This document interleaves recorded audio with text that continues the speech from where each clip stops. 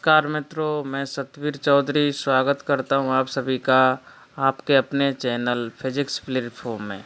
देखिए, आज हम कुछ इम्पोर्टेंट खोज करने वाले हैं जो बहुत सारे लोगों ने सिद्धांत दिए हैं, और सिद्धांत के साथ वो सिद्धांत किस साइंटिस्ट ने दिए हैं उन सभी को आज हम करने वाले हैं, जो जिसमें से एक क्वेश्चन ज़रूर एग्ज़ाम में आपको देखने को मिलता है। तो बच्चों, ये बहुत ही गोल्डन टाइम चल रहा है, इसमें हमें अच्छे से पढ़ाई करनी है और बिल्कुल भी बाहर नहीं निकलना है।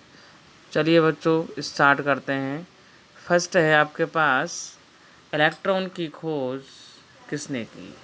फर्स्ट क्या है? इलेक्ट्रॉन की खोज। तो प्यारे बच्चों, आपको पता है इलेक्ट्रॉन की खोजकर्ता कौन है? J Thomson. अब बात आती है इलेक्ट्रॉन की। तो इलेक्ट्रॉन एक ऋणात्मक कण होता है, एक नेगेटिव चार्ज होता है, और इस पर कितना चार्ज होता है इलेक्ट्रॉन पर? 1.6 इंटू 10⁻⁻19 कूलम। तो इलेक्ट्रॉन पर कितना आवेश है? 1.6 10⁻⁻19 कूलम। और इलेक्ट्रॉन का मास कितना होता है बच्चों? 9.1 इंटू 10⁻31 kg। तो सबसे छोटा पार्टिकल भी यही होता है। सबसे छोटा पार्टिकल कौन सा है? इलेक्ट्रॉन। और वस्तुओं के आवेशित होने के लिए सबसे पहला जो कण है, या सबसे मोस्ट इम्पोर्टेंट जो कण है, वो कौन सा है आपके पास? इलेक्ट्रॉन। दैट मीन्स कह सकते हैं हम, वस्तुएं किसके कारण आवेशित होती हैं? इलेक्ट्रॉन के कारण। अगर वस्तु पर मैं बोलूँ आपसे इलेक्ट्रॉन की कमी हो गई, अगर वस्तु पर क्या हो गई? इलेक्ट्रॉन की कमी, तो वो वस्तु क्या हो जाएगी? वस्तु आपकी धनावेशित हो जाएगी। क्या हो जाएगी? वस्तु आपकी धनावेशित। अगर मैं बोलता हूँ आपसे किसी वस्तु से इलेक्ट्रॉन की वृद्धि हो गई, किसी वस्तु पर इलेक्ट्रॉन की क्या हो गई? वृद्धि, तो वस्तु कैसी हो जाएगी? वह वस्तु आपकी ऋणावेशित हो जाएगी। कैसी हो जाएगी बच्चों? ऋणावेशित। तो इस प्रकार से हम बोल सकते हैं इलेक्ट्रॉन का खोज किसने की है? जे थॉमसन ने। इलेक्ट्रॉन पर मैंने आपको चार्ज बता दिया, इलेक्ट्रॉन का मैंने मास बता दिया आपको। तो नेक्स्ट देखते हैं बच्चों। नेक्स्ट है आपका, प्रोटॉन की खोज किसने की? प्रोटॉन की खोज किसने की है बच्चों? गोल्डस्टीन ने। प्रोटॉन की खोज किसने की है? गोल्डस्टीन ने। और मैं बोलता हूँ आपको कि नामकरण किसने किया? बात आती है प्रोटॉन के नामकरण की। तो बच्चों याद रखना है आपको, रदरफोर्ड। प्रोटॉन का नामकरण किसने किया था? रदरफोर्ड ने किया था। चलिए, अब मैं बात करता हूँ, अभी इलेक्ट्रॉन का मैंने आपको मास बताया था, तो प्रोटॉन का मास बताइए बच्चों कितना होगा? प्रोटॉन का मास कितना होता है? 1.67 टू 10⁻⁻27 kg। कितना होता है बच्चों? 1.67 टू 10⁻⁻27 kg। और इस पर कौन सा चार्ज होता है? प्रोटॉन पर पॉजिटिव चार्ज। प्रोटॉन कैसा पार्टिकल है? एक पॉजिटिव चार्ज होता है इसके पास। नेक्स्ट चलते हैं न्यूट्रॉन। किस पर चलते हैं? न्यूट्रॉन। न्यूट्रॉन पर चलते हैं बच्चों। और अगर आपको ये वीडियो अच्छा लग रहा है तो प्लीज़ इसको लाइक और शेयर भी करें, और जो भी कमी आपको दिखे इसमें तो वो प्लीज़ कमेंट बॉक्स में ज़रूर लिखें, जिससे मैं देख सकूं कि सिस्टम में क्या कमी है। चलिए बच्चों, नेक्स्ट चलते हैं नाभिक की खोज। तो नाभिक की खोज किसने की है? रदरफोर्ड ने। नाभिक की खोज का श्रेय किसको जाता है? रदरफोर्ड को। और डायनेमो का सिद्धांत किसने दिया बच्चों? माइकल फैराडे ने। तो डायनेमो का सिद्धांत किसने दिया बच्चों? डायनेमो का सिद्धांत दिया माइकल फैराडे ने दिया। तो डायनेमो क्या होता है बच्चों? थोड़ा सा ये भी जानना आपको ज़रूरी है, डायनेमो क्या होता है। तो डायनेमो क्या करता है बच्चों? ये मैकेनिकल एनर्जी को किस में चेंज करता है? इलेक्ट्रिक एनर्जी में चेंज करता है। दैट मीन्स हम बोल सकते हैं इसको, ये करता है आपके यांत्रिक ऊर्जा को विद्युत ऊर्जा में। क्वेश्चन आ जाए आपको, डायनेमो क्या करता है? तो आपको बताना है बच्चों, यांत्रिक ऊर्जा को विद्युत ऊर्जा में बदलता है। जबकि मैं बात करूँ मोटर की, इलेक्ट्रिक मोटर क्या करती है? इलेक्ट्रिक मोटर का सिद्धांत क्या कहता है हमसे? इलेक्ट्रिक मोटर का सिद्धांत, तो इलेक्ट्रिक मोटर का सिद्धांत उल्टा हो जाएगा, जस्ट विद्युत ऊर्जा को यांत्रिक ऊर्जा में। इलेक्ट्रिक मोटर क्या करती है? इलेक्ट्रिक मोटर करती है आपकी विद्युत ऊर्जा को, इलेक्ट्रिक मोटर क्या करेगी, विद्युत ऊर्जा को यांत्रिक ऊर्जा में, किस में, यांत्रिक ऊर्जा में। ओके बच्चों, चलिए नेक्स्ट चलते हैं हम। यहाँ तक हम आ चुके हैं डायनेमो तक। अब नेक्स्ट आता है आपका परमाणु सिद्धांत। तो परमाणु सिद्धांत का श्रेय किसको जाता है, जॉन डाल्टन को। तो सबसे पहले परमाणु का सिद्धांत किसने दिया है, जॉन डाल्टन ने दिया है। चलिए बच्चों, अभी मैंने आपको परमाणु के 3 कण भी बताए थे। परमाणु में इलेक्ट्रॉन, प्रोटॉन और न्यूट्रॉन, 3 इसके मूलभूत कण होते हैं। चलिए नेक्स्ट होता है रेडियो सक्रियता। रेडियो सक्रियता की बात करें हम तो इसका श्रेय जाता है हेनरी बैक्यूरेल। तो रेडियो सक्रियता की खोज किसने की है, हेनरी बैक्यूरेल ने। तो रेडियो सक्रियता क्या क्या होती है बच्चों, होता क्या है, कुछ पदार्थ होते हैं जिनसे स्वयं ही अल्फा, बीटा और गामा प्रकार की किरणें निकलती हैं। ऐसे पदार्थों को रेडियो सक्रिय पदार्थ कहा जाता है। जैसे हम बोल सकते हैं यूरेनियम, थोरियम वगैरह, ये जो पदार्थ होते हैं, पोलोनियम, ये सारे कैसे होते हैं, आपके रेडियो एक्टिव पदार्थ होते हैं। तो रेडियो सक्रियता की खोज किसने किया है, हेनरी बैक्यूरेल ने। बात आती है रेडियो सक्रियता का मात्रक क्या होता है। तो रेडियो सक्रियता का मात्रक याद रखना है बच्चों आपको, इम्पोर्टेंट मात्रक है ये क्यूरी। रेडियो सक्रियता का मात्रक क्या होता है, क्यूरी होता है। चलिए नेक्स्ट चलते हैं। नेक्स्ट आता है आपका रेडियम। रेडियम, तो रेडियम की खोज का श्रेय किसको जाता है, मैडम क्यूरी। रेडियो सक्रियता, रेडियम की खोज का श्रेय किसको जाता है बच्चों, रेडियम की खोज का श्रेय जाता है मैडम क्यूरी को। नेक्स्ट आता है डायनामाइट। नेक्स्ट क्या है, डायनामाइट। तो डायनामाइट की खोज का श्रेय किसको जाता है, अल्फ्रेड नोबेल। तो डायनामाइट की खोज का श्रेय किसको जाता है, अल्फ्रेड नोबेल। रेडियम की खोज का श्रेय मैडम क्यूरी। रेडियो सक्रियता की हेनरी बैक्यूरेल। चल रही है। नेक्स्ट आता है पीएच स्केल। नेक्स्ट क्या है आपके पास, पीएच स्केल। तो पीएच स्केल का श्रेय किसको जाता है बच्चों, पीएच स्केल की खोज किसने की, तो ये की है एसपी सोरेनसन। इम्पोर्टेंट है बच्चों। पीएच स्केल क्या होता है पता है कि आपको, कोई भी पदार्थ है अगर वो अम्लीय है या क्षारीय है, एसिड है या बेस, तो उसका पता लगाने के लिए पीएच स्केल का यूज़ किया जाता है। तो पीएच स्केल की खोज का श्रेय किसको जाता है, सोरेनसन को जाता है। तो पीएच स्केल पता लग गया बच्चों आपको क्या होता है। पीएच स्केल में क्या होता है, H+ आयन होता है और OH- आयन होता है। तो इसमें क्या होता है, H+ जो आयन होते हैं ये आपको एसिड को शो करते हैं। जो H+ आयन देंगे वो एसिड को शो करेंगे, और जो OH- आयन देंगे ये आपको बेस को बताएंगे, अम्ल और क्षार। एसिड को बोलते हैं अम्ल और बेस को बोलते हैं क्षार। ओके बच्चों, तो आपको पता हो तो अब मैं एक छोटी सी बात पूछता हूँ आपसे, अगर आपको पता है तो वो प्लीज़ कमेंट बॉक्स में ज़रूर आप रिप्लाई करें इसका। मानव शरीर का रक्त कैसा होता है, मानव रक्त, जो मानव शरीर है उसमें रक्त होता है वो कैसा होता है, अम्लीय होता है या क्षारीय होता है। तो प्लीज़ बच्चों कमेंट बॉक्स में पिन करें। चलिए बच्चों नेक्स्ट चलते हैं। नेक्स्ट बात आती है आपकी पीएच स्केल की। मैंने बात हुई आपको बताई थी, किसने की है, एसपी सोरेनसन ने। अब आती है नेक्स्ट हाइड्रोजन। तो हाइड्रोजन की खोज का श्रेय किसको जाता है, हाइड्रोजन की खोज का श्रेय जाता है कैवेंडिश को, हेनरी कैवेंडिश। और बात आती है नाइट्रोजन का, तो इसका श्रेय जाता है रदरफोर्ड। तो हाइड्रोजन की खोज किसने की है, हेनरी कैवेंडिश ने, और नाइट्रोजन की खोज किसने की है, रदरफोर्ड ने। और ऑक्सीजन की सीले व प्रिस्टले। तो तीनों ही गैसों का आपको खोजकर्ता याद रखना है। हाइड्रोजन का हेनरी कैवेंडिश है, नाइट्रोजन का आपका रदरफोर्ड है, और ऑक्सीजन का सीले और प्रिस्टले है। एक बात और याद रखनी है बच्चों आपको, जो हाइड्रोजन है ये हाइड्रोजन सबसे हल्का तत्व है।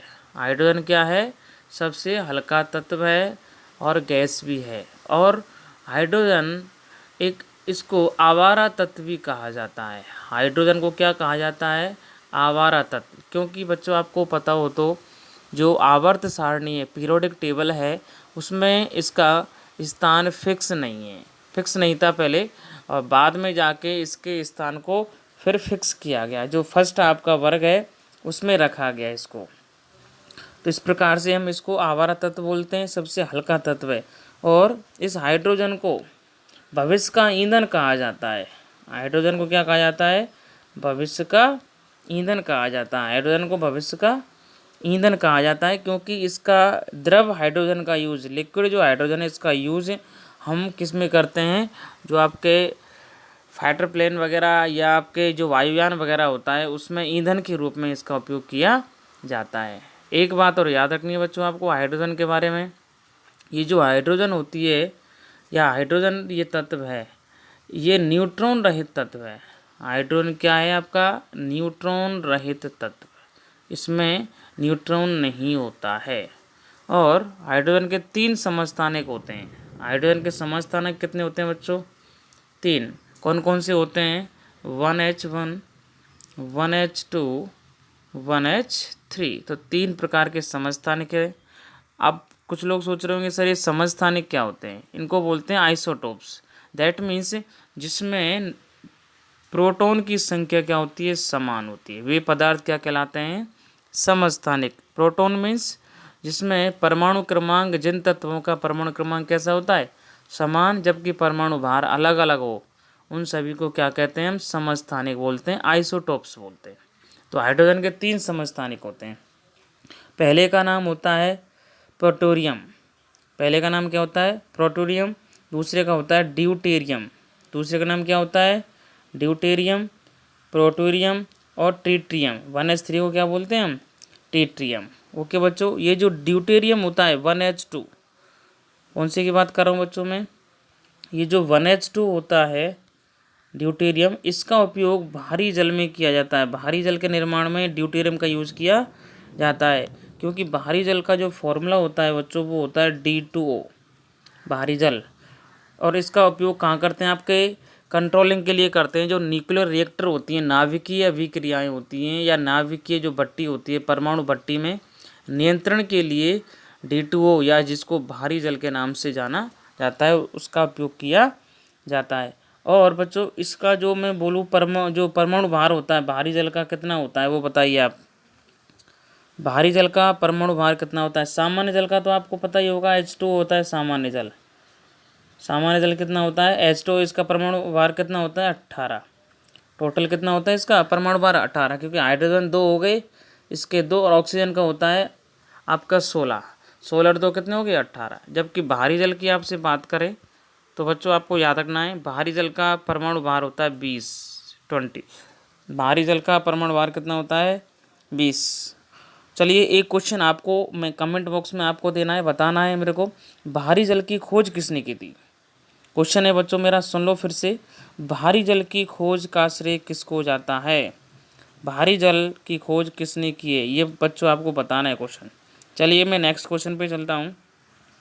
ये तीनों गैसों में अभी आपको बताई थी, हाइड्रोजन, नाइट्रोजन और ऑक्सीजन। चलिए नेक्स्ट चलता हूँ। अक्रिय गैस या आर्गन गैस की खोज का श्रेय किसको जाता है? तो अक्रिय गैस का खोज का श्रेय जाता है रैमजे और रेले को। अक्रिय गैसों की खोज का श्रेय किसको जाता है? रैमजे और रेले को जाता है बच्चों। अगर वीडियो आपको अच्छा लग रहा है तो प्लीज़ एक बार इसको लाइक और शेयर करें, और अगर आपने अभी तक मेरा चैनल सब्सक्राइब नहीं किया है तो प्लीज़ एक बार सब्सक्राइब ज़रूर करें। चलिए अक्रिय गैसों का खोज का श्रेय किसको जाता है? रैमजे को। एक बात और याद रखनी है, ये अक्रिय गैस कहाँ होती हैं बच्चों? जो अपनी आवर्त सारणी है, आवर्त सारणी में किस वर्ग में होती हैं? अक्रिय गैसें कहाँ पाई जाती हैं? आवर्त सारणी बताना है बच्चों आपको। तो ये 18वें वर्ग में होती हैं। कौन से में होती हैं बच्चों? 18वें वर्ग में होती हैं आवर्त सारणी। आवर्त सारणी है आपकी जो मेंडलीव की आवर्त सारणी है। तो आवर्त सारणी के बारे में पता होगा बच्चों आपको। अगर आपको आवर्त सारणी के बारे में नहीं आता है तो प्लीज़ एक बार कमेंट करें, जिससे मैं अगला वीडियो आपको आवर्त सारणी के बारे में बनाऊं। नेक्स्ट आता है थोरियम। तो थोरियम की खोज का श्रेय किसको जाता है?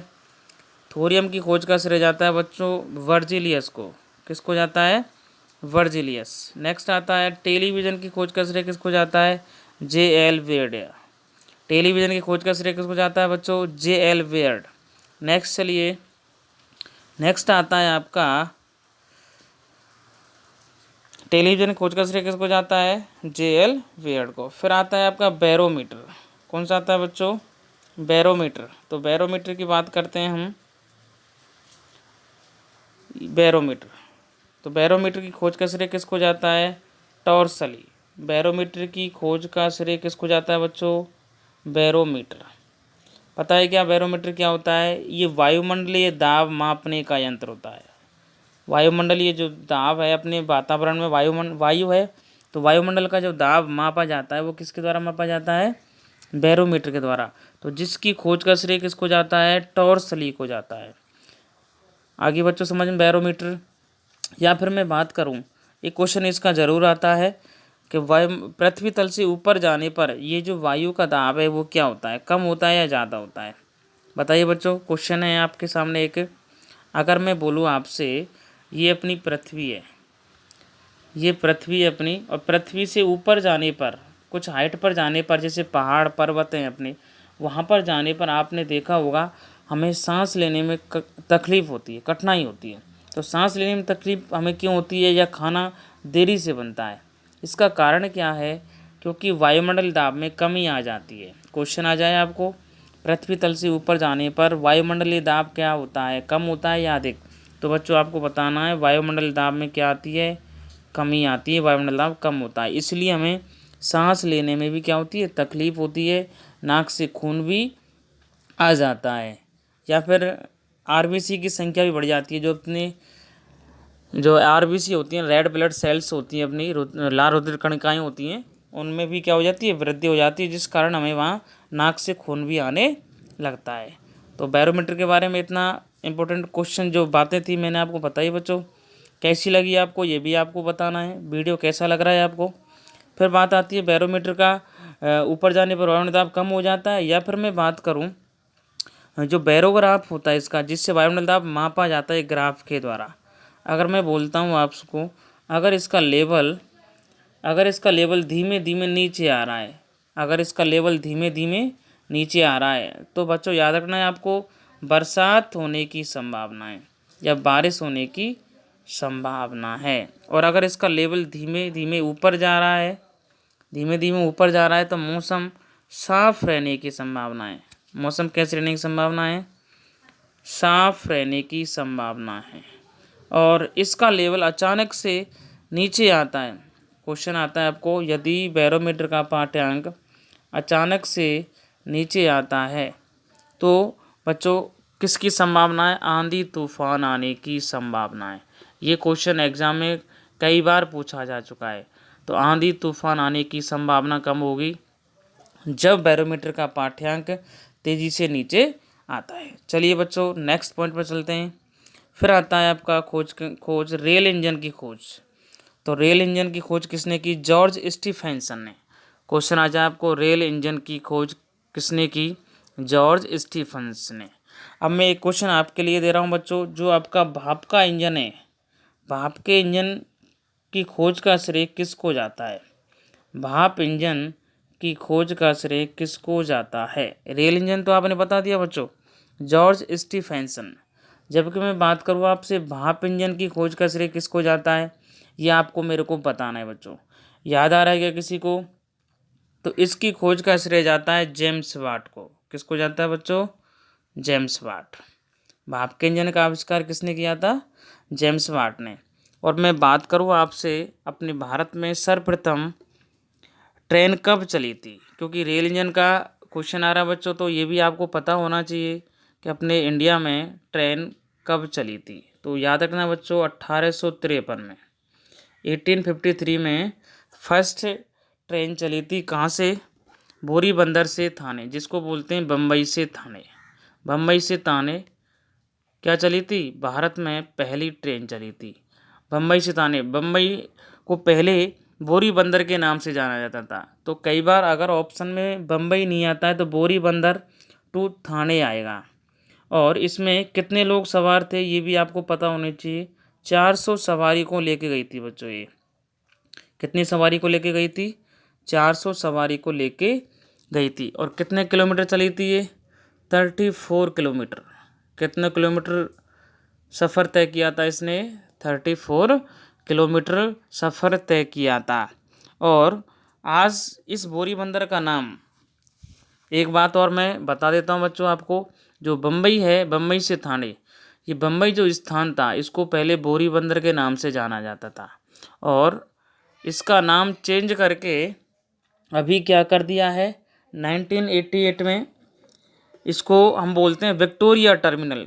क्या बोलते हैं बच्चों? विक्टोरिया टर्मिनल बोलते हैं। वर्तमान में इसका नाम बदल के, विक्टोरिया जो टर्मिनल है इसका नाम बदल के क्या कर दिया बच्चों? छत्रपति शिवाजी टर्मिनल। क्या कर दिया है?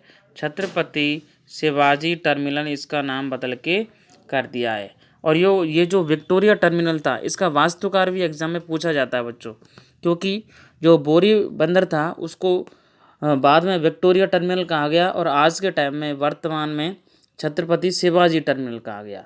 तो विक्टोरिया टर्मिनल के वास्तुकार FN कौन है? FN स्टीवेम। क्या नाम है? FM स्टीवेम है।